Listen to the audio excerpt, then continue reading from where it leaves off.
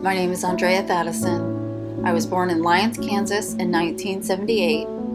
My parents divorced when I was around 7 or 8 years old, and my dad raised me and my brother. My grandparents were very active in our lives, and we spent a lot of time with them. They planted the seed of God in our hearts when we were young. They took us to church and taught us about Jesus. When I was around 14, I started to hang around older kids. It was easy for me to make friends, but I never really felt close to anyone. I never felt like I fit in. I carried a lot of shame about my parents' divorce throughout my life. I started to drink and smoke weed around this time, and this is when my life really took a turn for the worse. I forged some checks on my grandma's account to buy alcohol and drugs. I was in and out of juvenile detention centers, youth centers, and the Beloit Youth Center. At the age of 17, I was adjudicated and sent to prison here in Topeka. I turned 18 there, and I was released back into Hutchinson shortly after that. The drug use spiraled out of control. I was introduced to cocaine, and I became addicted the first time I used it. My cocaine use started by snorting it, then I started smoking it, and ultimately I ended up shooting it up. I overdosed 3 times during the years of my drug use. I eventually was printing fraudulent payroll checks, forging them, and transporting lots of cocaine. I went to jail, and I remember praying and begging God to please just let me die. My grandma had passed away in December prior to this, and she was the only person in my life that I ever felt loved me.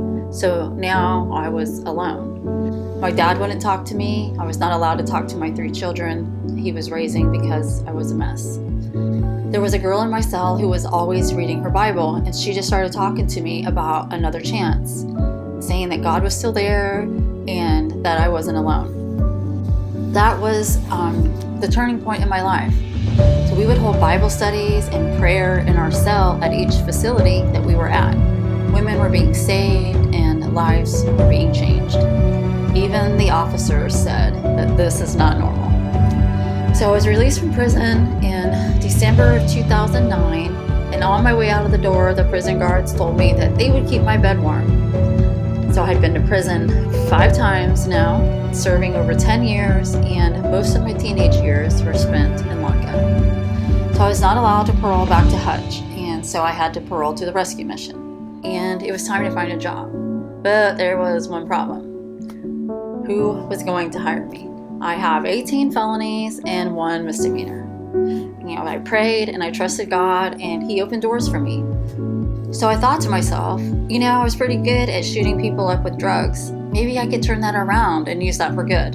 And I sought out employment at Stormontville. I literally applied to every job on their job board.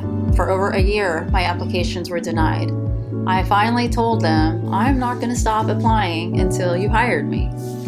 Well, God opened the door, and I was hired at Stormont. So I made my way to the lab, and I studied, and I became certified. I worked at the main hospital and also at the cancer center. And I worked there for about 5 years. I left Stormont and spent some time at home with my boys. During this time, I was approached at this church to pray about working in the office. And I have been working here now for about 2 years. God has literally taken everything the enemy has used in my life to destroy me, and He has turned it around for good.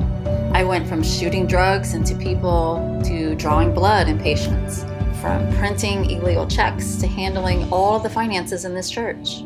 He restored my relationships with my family and my older 3 children. He led me to meet Ron and his family, and they have accepted me and loved me more than I could have ever imagined. The Lord has completely redeemed and restored my life. God took me from the pit to the palace. My name is Andrea, and I am undefeatable.